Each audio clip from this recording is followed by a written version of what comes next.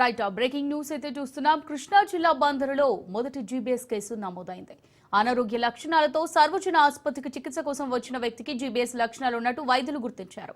పరీక్షలు నిర్వహించిన వైద్యులు జీబీఎస్ లక్షణాలు కనిపించడంతో చికిత్స ప్రారంభించి వ్యాధి నిర్ధారణ కోసం నమూనాలను ల్యాబ్కు పంపారు. 2 రోజుల్లో వచ్చే నివేదిక ఆధారంగా జీబీఎస్ నిర్ధారణ చేయాల్సి ఉందన్న వైద్యులు అతనికి అవసరమైన చికిత్స కొనసాగిస్తున్నామన్నారు. బాధిత వ్యక్తి పడిన ప్రాంతానికి చెందినవాడిగా చెప్పారు. అయితే ఆందోళన చెందాల్సిన అవసరం లేదన్నారు వైద్యులు.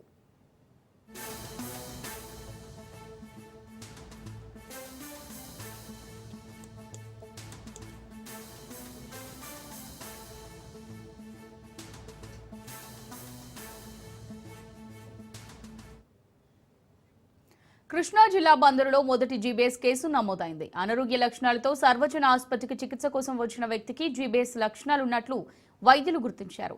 పరీక్షలు నిర్వహించిన వైద్యులు జీబీఎస్ లక్షణాలు కనిపించడంతో చికిత్స ప్రారంభించి వ్యాధి నిర్ధారణ కోసం నమూనాలను ల్యాబ్కు పంపారు.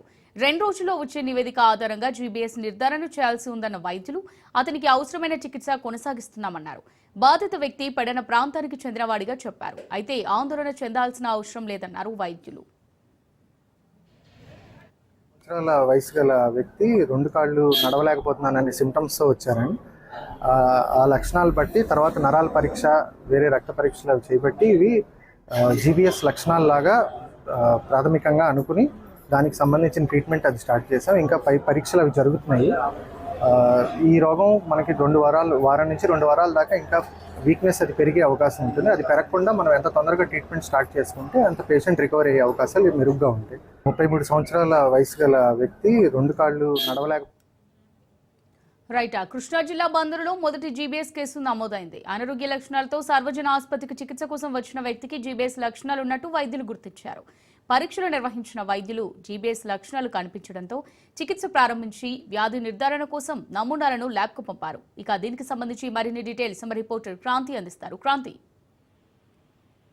కృష్ణా జిల్లాలో జీబీఎస్ కేసు వెలుగులోకి వచ్చింది. అయితే అనారోగ్య లక్షణాలతో ప్రభుత్వ ఆసుపత్రికి చికిత్స కోసం వచ్చిన వ్యక్తి జీబీఎస్ లక్షణాలు ఉన్నట్టు కూడా వైద్యులు ప్రాథమిక పరీక్షల్లో నిర్ధారించి తగు చికిత్స అందిస్తున్నారు. ప్రస్తుతం ఆ వ్యక్తి పడిన ప్రాంతానికి చెందిన 33 సంవత్సరాల వయసు ఉన్న వ్యక్తి నడవలేని స్థితిలో ఈ రోజు ఉదయం చికిత్స నిమిత్తం ఆసుపత్రికి రావడం జరిగింది. ఇక ఆ పరీక్షలు నిర్వహించిన వైద్యులు జీవీఎస్ లక్షణాలు కనిపించడంతో చికిత్స ప్రారంభించి వ్యాధి నిర్ధారణ కోసం నమూనాలు కూడా ఇప్పటికే ల్యాబ్కు పంపడం జరిగింది. ఇక సస్పెక్ట్ కేసుగా గుర్తించి అవసరమైన చికిత్స ప్రారంభించగా ఈ రోజు ఉదయం నాటికి కొంత కోలుకున్నట్టు హాస్పిటల్ సూపరింటెండెంట్ ఆశాలత కూడా స్పష్టం చేసింది. 2 రోజుల్లో వచ్చే నివేదిక ఆధారంగా జీబీఎస్ నిర్ధారణ చేయాల్సి ఉందని ఏదైనప్పటికీ అతని అవసరమైన చికిత్స కొనసాగిస్తా ఉంటూ కూడా వైద్యులు చెప్తున్న పరిస్థితి ఉంది. దానికి సంబంధించి అంటే జీబీఎస్ కి సంబంధించి ఎవరూ ఆందోళన చెందాల్సిన అవసరం లేదంటూ కూడా వైద్యులు చెప్తున్న పరిస్థితి ఉంది. ఇక జిల్లా దీనికి సంబంధించి పూర్తి స్థాయిలో ఎక్కడికక్కడ కూడా ఈ కేసుల నిమిత్తం అప్రమత్తం చేశారు.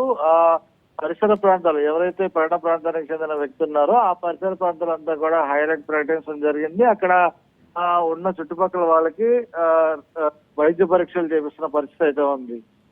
Right thanks for the updates Kranti.